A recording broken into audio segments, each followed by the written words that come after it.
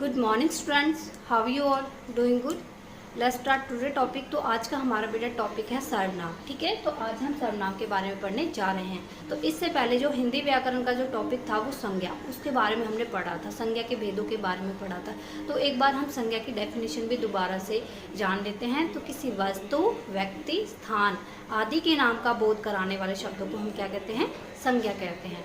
तो आज हम सर्वनाम के बारे में करेंगे। ठीक है, तो सर्वनाम के बारे में पढ़ने से पहले हम ये एक अनुच्छेद पढ़ते हैं। ठीक है, तो हम अनुच्छेद जब पढ़ेंगे तो आप बताइएगा कि इसमें आपको क्या अच्छा नहीं लग रहा है, क्या और क्या चीज़ें अजीब लग रही है। ठीक है, राधा कक्षा 4 की छात्रा है। ठीक है, राधा कक्षा 4 की छात्रा है। राधा प्रतिदिन विद्यालय जाती है। राधा का विद्यालय राधा के घर से थोड़ी दूर है। राधा के साथ राधा का भाई भी विद्यालय जाता है।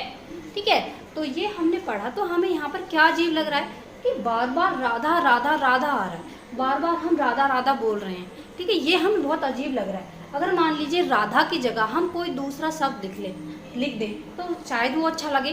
क्योंकि अब देखिए, देखते हैं कि हम यहाँ पर क्या शब्द लिख सकते हैं। ठीक है, तो राधा कक्षा 4 की छात्रा है, हम तो यही रहने देते हैं क्योंकि जब हमें पता चलेगा कि क्योंकि राधा शुरू में तो आना चाहिए, क्योंकि हमें पता ही नहीं चलेगा हम किसके बारे में बोल रहे हैं। तो यहाँ पर राधा सही है। ठीक है, राधा प्रतिदिन विद्यालय जाती है, तो राधा किस जगह हम कर देते हैं वह। ठीक है, वह प्रतिदिन विद्यालय जाती है। ठीक है, अब राधा का विद्यालय राधा के घर से थोड़ी दूर है, तो राधा मतलब उस, राधा की जगह हम लिख देते हैं उस का, तो है ही उसका विद्यालय उसके घर से थोड़ी दूर है। ठीक है, फिर यहाँ पे हम लिख देते हैं उसके साथ, यहाँ पे भी उस लिख देते हैं, उसका भाई भी विद्यालय जाता है। तो देखिए, अगर हम अब दोबारा से इसको रीड करेंगे, ठीक है, इन राधा को बार ना पढ़ के अब जो हमने नए शब्द लिखे हैं इन शब्दों को साथ में लेकर इस अनुच्छेद को दोबारा से रीड करते हैं। तो देखिए अब अच्छा लगेगा या पहले अच्छा लग रहा था हमें। ठीक है, राधा कक्षा 4 की छात्रा है। वह, अब देखिएगा, वह प्रतिदिन विद्यालय जाती है। उसका विद्यालय उसके घर से थोड़ी दूर है। उसके साथ उसका भाई भी विद्यालय जाता है। तो अब हमारा ये हमें सही लग रहा है, अच्छा लग रहा है ना, करेक्ट लग रहा है बिल्कुल। तो यही है हमारा क्या। अब ये देखिए, अब जो राधा है, राधा किसी व्यक्ति का नाम है, इंसान का नाम है ना, है कि नहीं। तो राधा की जगह हमने क्या शब्द यूज किया? वह। तो अब हमारा सर्वनाम क्या हो गया कि संज्ञा के स्थान पर जिन शब्दों का प्रयोग किया जाता है उन्हें हम सर्वनाम कहते हैं। तो ये जितने भी हमने लिखे हैं शब्द, ये हमारे क्या आ गए, क्या हो गए? सर्वनाम। तो इन्हें हम क्या बोलेंगे? सर्वनाम। तो हमारी डेफिनेशन भी हमारी इसी से निकल के आ गई ना कि संज्ञा, क्योंकि राधा क्या है? संज्ञा शब्द है। और संज्ञा की जगह हमने, अब जैसे कि मान लीजिए राधा ही हटा देते हैं, हम यहाँ वह लिख देते हैं। ठीक है, राधा की जगह मतलब कि संज्ञा की जगह हमने क्या लिख दिया? वह। तो जो वह है वो हमारा क्या है? सर्वनाम शब्द है। ठीक है, क्या है? सर्वनाम। तो क्या हो गया हमारे सर्वनाम की डेफिनेशन? संज्ञा के स्थान पर जिन शब्दों का प्रयोग किया जाता है उन्हें हम क्या कहते हैं? सर्वनाम। ठीक है, तो यहाँ तक आया आपको। तो आप ऐसे ही आप इसमें सर्वनाम शब्द छांट सकते हैं। कैसे? कि दिए गए अनुच्छेद में सर्वनाम शब्दों को अंडरलाइन कीजिए, तो ये हमारे सारे क्या हो जाएंगे? सर्वनाम शब्द, क्योंकि ये किसके स्थान पर आ रहे हैं? संज्ञा के स्थान पर आ रहे हैं। ठीक है, तो अब हम इसकी डेफिनेशन करते हैं। तो देखिए बेटा, हमारी संज्ञा जो सर्वनाम की डेफिनेशन क्या हो जाएगी? सर प्लस नाम। सर मतलब सबका, नाम मतलब कि सबकी नाम की जगह पर आने वाले शब्द। ठीक है, तो हमारी परिभाषा क्या होगी? संज्ञा के स्थान पर।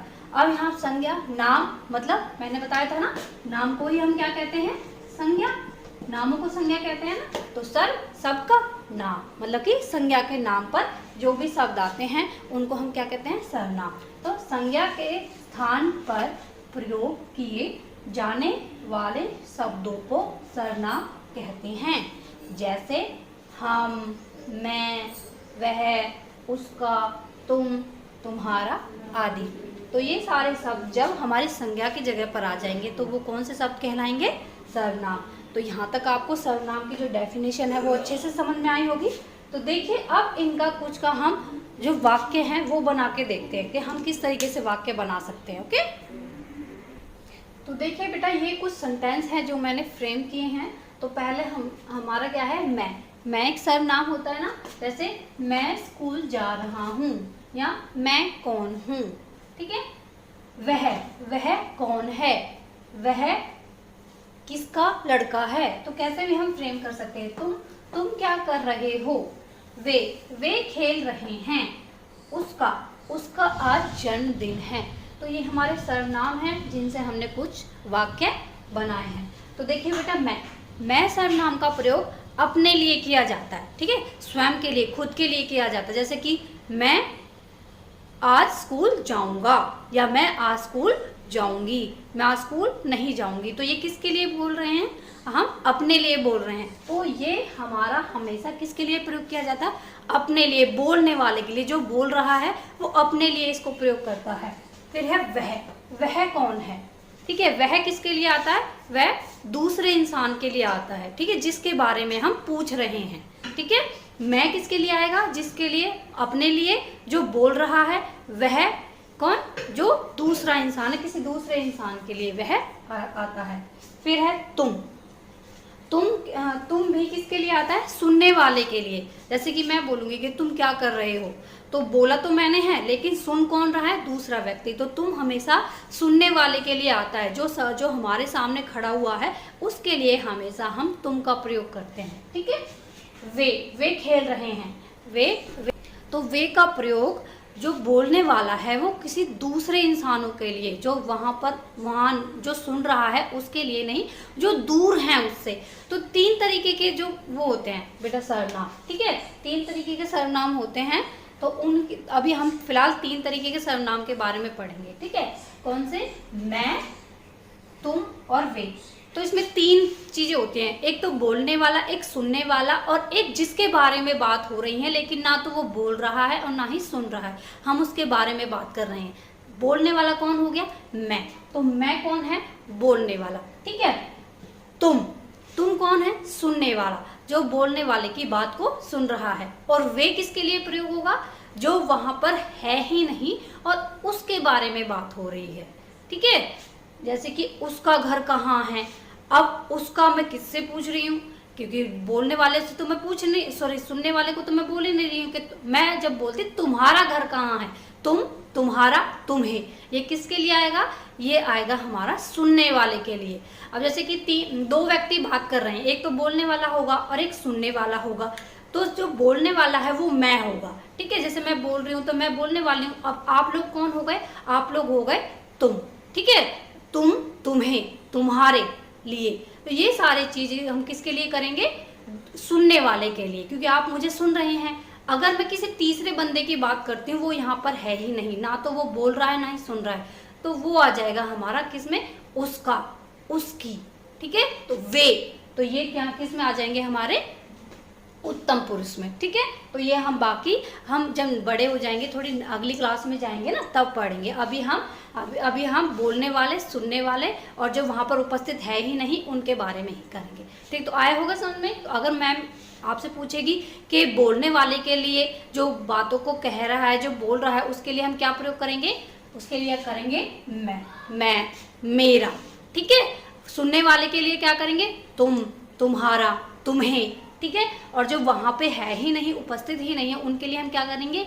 वे, है ना, उसका, उसकी, उसके। तो ये सारी चीजें हम किसके लिए करेंगे? जो वहां पर थर्ड पर्सन है ही नहीं, जो हमें ना ही सुन रहा है और ना ही वो बोल रहा है, ना ही वहां पर वो उपस्थित है। तो आई होप आपको समझ में आए होंगे सर्वनाम। तो सर्वनाम हमारे क्या है? दोबारा एक बार कर लेते हैं।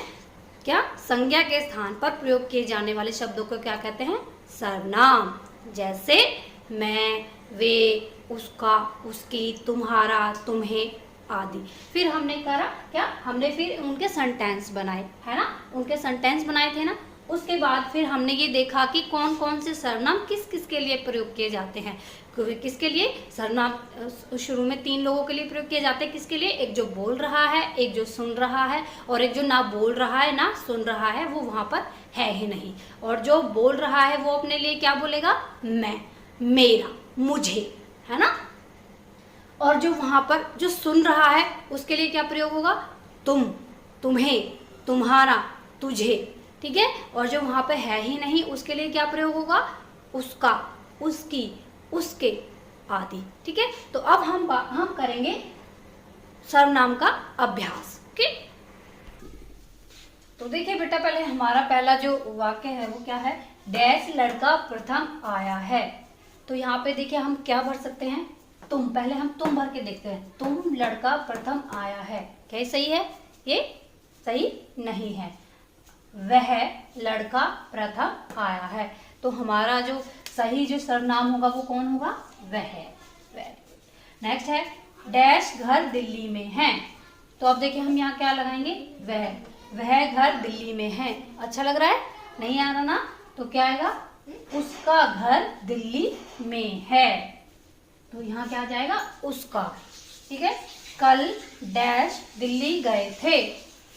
तो अब देखिए हम यहाँ मैं अगर तुम लगाऊं तो सही आएगा कि नहीं आएगा? कल तुम दिल्ली गए थे। तो ये हमारा सही लग रहा है, वाक्य हमारा सही बन रहा है। अगर हम तुम्हारा लगाएं तो कल तुम्हारा दिल्ली गए थे, क्या ये सही है?